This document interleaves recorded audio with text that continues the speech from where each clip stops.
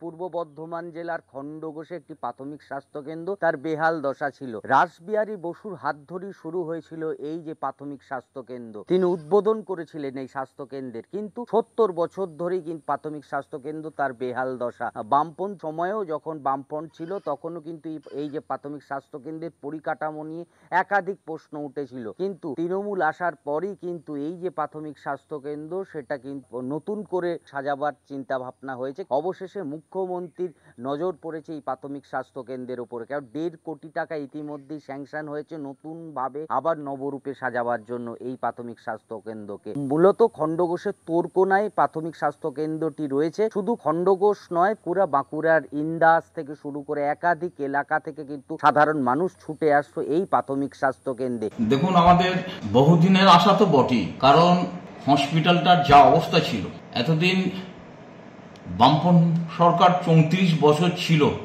কোনো দিনকার জন্য ওই হসপিটাল নিয়ে ভাবেননি।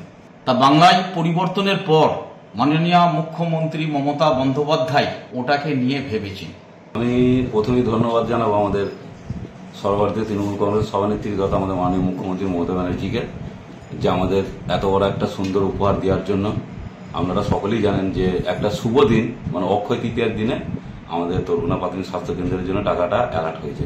এটাই আমাদের কাছে একটা ভালো সুখবর, যে সুন্দর শুভ দিনে একটা ভালো সুখবর আমরা পেয়েছি। নবরূপে রূপায়ণ করার জন্য যে ১.৫ কোটি টাকা স্যাংশন করেছেন, এর জন্য ওনাকে আমি বিশেষভাবে ধন্যবাদ জানাই। স্থানীয় একজন বাসিন্দা হিসাবে আমি ধন্যবাদ জানাবো প্রশাসনের আধিকারিক, ডিএম, এসডিও, আমাদের পঞ্চায়েত সমিতির সভাপতি, সাংগঠনিক সভাপতি যারা আছেন, প্রত্যেকের চেষ্টায় আজকে এই জায়গাটা আমরা পৌঁছাতে পেরেছি। আমার শহরের জন্য পূর্ব বর্ধমানে খণ্ডঘোষ থেকে কুণাল চট্টোপাধ্যায়, কলকাতা টিভি।